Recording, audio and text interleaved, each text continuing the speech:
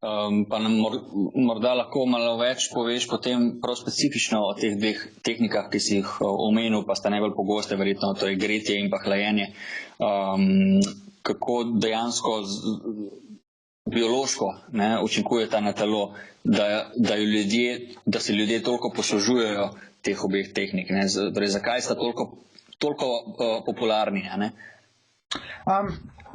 V osnovi, najboljše, da se najprej lotim hlajenja. Jaz sem si pripravil izpiske za to temo, zato bom malo dol gledal, ker na pamet vsega res ne vem.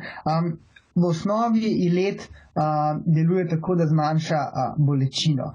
To vemo pri vseh poškodbah.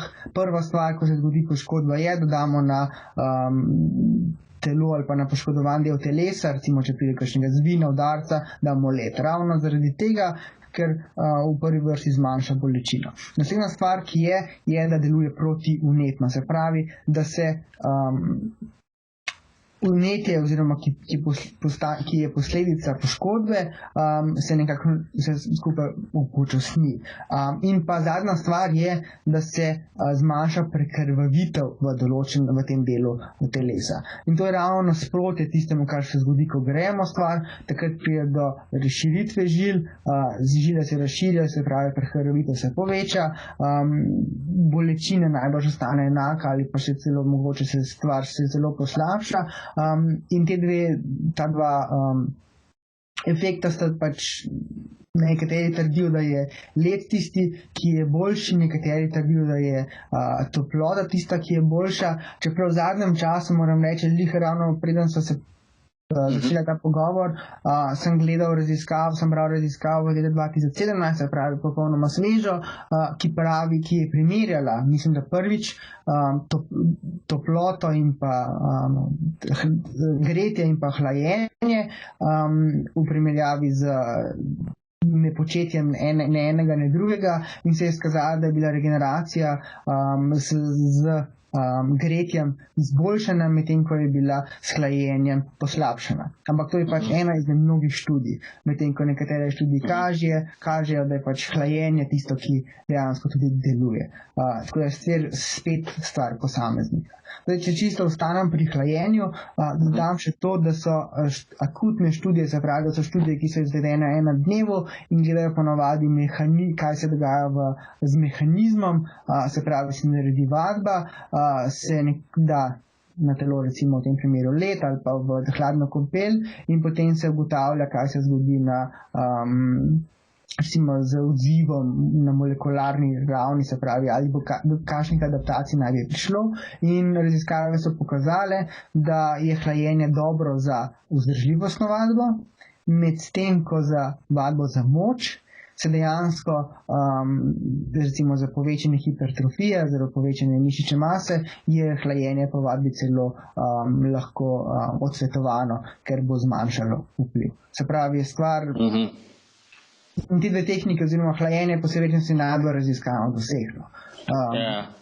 Torej, če pa razumem, v bistvu hlajenje predvsem zmanjša občutek bolečine, medtem ko pa gretje kljub načeloma občutka bolečine ne zmanjša, ga celo lahko veča, ampak kar se tiče regeneracije, jo pa morda lahko bolj pospeši kot hlajenje. Ja, treba vedno gledati, čist recimo, če imamo, ne vem, poškodbo na nogometnem igrišču. Recimo zvin gležnja, ne? Recimo, ja, pa želimo, da ta športnik konča tekmo, je seveda led tista prva izbira, ki jo želimo. Se pravi, želimo, da mu se zmanjša bolečina, da ne bo več tega čutil, in želimo, da se proces regeneracije na nek način ustavi. S to naredimo tako, da prekrvavitev zmanjšamo, zmanjšamo vnetje, ustavimo proces, pač vnetni proces, in da gre pač športnik do konca. Medtem ko na drugi strani na nek način proces vnetja je nekaj normalnega, takrat se mišica ali pa poškodovan del. Torej, če te prav razumem, je v bistvu hlajenje antiregeneracijska tehnika, ker v bistvu zavira procese naravne. To, kar ne govoriva, precej kontroverzna tema pravzaprav.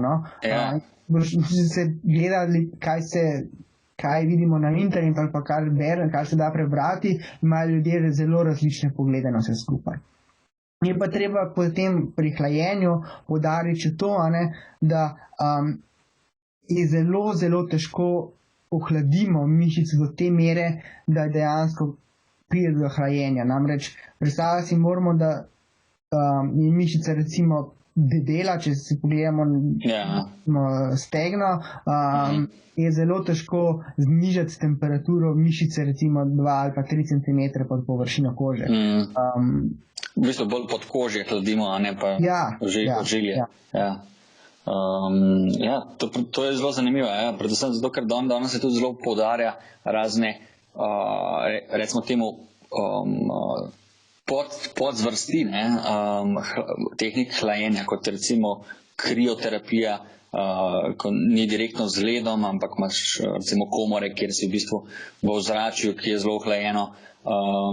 Kaj je tukaj v bistvu za isto zadevo, torej isto hladilna tehnika? Po osnovi teorije je enaka, pač tu gre za šok, predvsej velik šok za telo, ker je pač ponovadi si podvržen krioterapiji celotnega telesa, ampak to gre za 2 minute noter, v teh 2 minutah se temperatura pod sami mišici ne spremeni prav dosti. Medtem ko recimo, če govoriva o zmanjšanju, v ledenih kopeljih bi mogel iti za 15 do 20 minut v 8 do 15 stopinj mrzlo vodo, kar je recimo Soča poleti. Pa ne vem, če drži v Soči poleti več kot 5 minut. Je mučenje. Recimo voda, ki pa teče iz pipe, ima pa sigurno nad 20 stopinj Celzija.